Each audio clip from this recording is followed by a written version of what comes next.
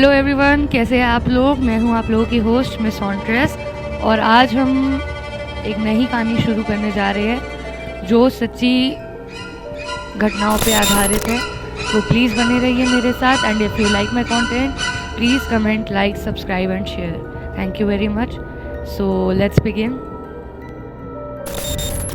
ये एक बात है 1997 की, चेन्नई में। रात थोड़ी ठंडी थी। स्कूल के हॉल्स में लाइट्स चमक रही थी। म्यूज़िक लाउड था। प्रॉम नाइट की रात थी। सब लोग डांस कर रहे थे, हंस रहे थे, खेल रहे थे। और बीच में खड़ी थी Mary, simple, nervous but happy. उसके साथ उसकी दो फ्रेंड्स थी, नैना और काव्या। और थोड़ी ही दूर मैरी का बॉयफ्रेंड राघव अपने दो फ्रेंड्स के साथ खड़ा था, विक्रम और समीर। मैरी नोटिस करती है राघव बार बार उसकी तरफ देख रहा है, लेकिन आंखों में वार्मथ नहीं है, कुछ और ही है। विक्रम और समीर भी चुपचाप बातें कर रहे हैं और बीच बीच में उसकी तरफ देख रहे हैं। तभी नैना बोलती है, चिल ना मैरी, आज तो प्रॉम है, इंजॉय करते हैं। मैरी स्माइल करती है पर अंदर से अनईजी सा फील कर रही होती है।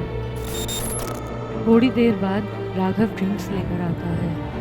3 ग्लासेस गर्ल्स के लिए, 3 बॉयज़ के लिए, स्पेशल पंच सिर्फ तुम्हारे लिए। वो स्माइल करता है। मैरी ग्लास लेती है लेकिन उसे एक अजीब सी स्मेल आती है। वो कैजुअली ग्लास टेबल पे रख देती है। मैं बाद में लेती हूँ, तुम लोग पियो। मैरी वॉशरूम जाने के बहाने बाहर निकलती है। कॉरिडोर क्वाइट था, लाइट्स डिम थी। तभी वो देखती है स्कूल के बैक साइड पार्किंग में विक्रम और समीर नैना और काव्या को उठाकर ले जा रहे होते हैं। उनकी बॉडी लूज होती हैं, अनकॉन्शियस। एक ब्लैक वैन का डोर ओपन रहता है। मैरी फ्रीज हो जाती है देख के। दिमाग समझने की कोशिश ही कर रहा होता है कि ये प्रैंक है या कुछ और। मैरी चिल्लाती है, नैना, काव्या। विक्रम उसे देख लेता है। शिट, वो देख ली। मैरी बिना सोचे भागना स्टार्ट कर देती है, back towards the school building. उसका दिल तेज़ी से धड़क रहा होता है, सांसें तेज़ी से चल रही होती है। वो सीधा स्कूल के अंदर घुसती है। कॉरिडोर्स डार्क और पैनिक में वो एक ओल्ड स्टोरेज रूम में घुस जाती है और पीछे से दरवाज़ा बंद कर लेती है।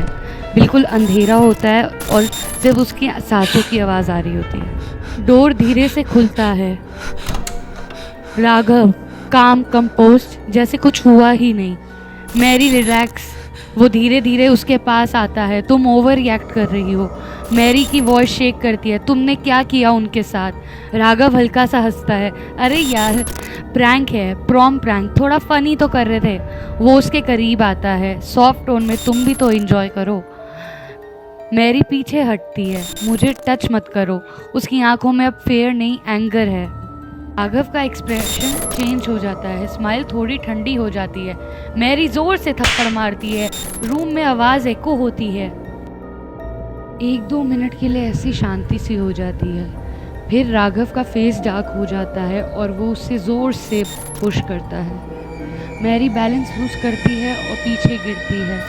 सर टेबल के कोने एज पे लगता है और फिर उसकी आंखों के सामने सब कुछ स्लो हो जाता है। साउंड भी डल हो जाती है, विजन भी ब्लर हो जाता है। आखिरी चीज़ जो उसने देखी, राघव उसके पैरों के पास खड़ा था। मैरी अनकॉन्शियस हो जाती है। राघव पैनिक में इधर उधर देखता है। Shit shit. डोर के बाहर विक्रम और समीर की आवाज़ आ रही होती है, क्या हो रहा है अंदर, जल्दी ख़त्म करो। रूम के कॉर्नर में एक बड़ा वुडन बॉक्स पड़ा होता है। धूल जमी होती है उसके ऊपर। राघव वो धूल हटाता है, उसे खोलता है, अंदर खाली रहता है। तभी वो मैरी की बॉडी को उठाता है तो मैरी की बॉडी बिल्कुल लूज रहती है, लेकिन उसकी सांसें चल रही हैं। 1 सेकंड के लिए राघव रुकता है। कॉन्फ्लिक्ट होता है उसको, गिल्ट होता है। फिर वो आंखें बंद करता है और मैरी को बॉक्स के अंदर रख देता है। राघव लिड बंद करता है। अंदर पूरा अंधेरा। बाहर राघव के हाथ कांपते हैं लॉक लगाते हुए। उसकी सांसें तेज़ हो रही होती हैं, आंखों में भी पैनिक होता है। तभी डोर अचानक खुलता है। विक्रम अंदर आता है। भाई वो लड़की कहाँ गई? राघव 1 सेकंड के लिए फ्रीज हो जाता है। उसकी नज़र एक पल के लिए बॉक्स पर जाती है, फिर तुरंत वापस विक्रम की तरफ। वो भाग गई। वॉइस थोड़ी शेकी पर कंट्रोल है। विक्रम इरिटेट होता है, क्या मतलब भाग गई, तूने रोका क्यों नहीं? राघव गुस्से और टेंशन के बीच बोलता है, अरे सर पे मारा था, मैं चेक कर रहा था, तब तक उठ के भाग गई। 2 मिनट का साइलेंस होता है। उसके बाद विक्रम डाउट की नज़र से देखता है, फिर बोलता है, शिट, अगर उसने किसी को बता दिया तो? राघव बीच में ही उसकी बात काट देता है, नहीं बताएगी, वो डर गई होगी, चुप रहेगी। विक्रम धीरे से सिर हिलाता है, बेटर फॉर अस। वो रूम से बाहर चला जाता है डोर बंद करके। राघव अकेला रह जाता है। उसकी नज़र फिर से उस बॉक्स पर टिक जाती है, गिल्ट में।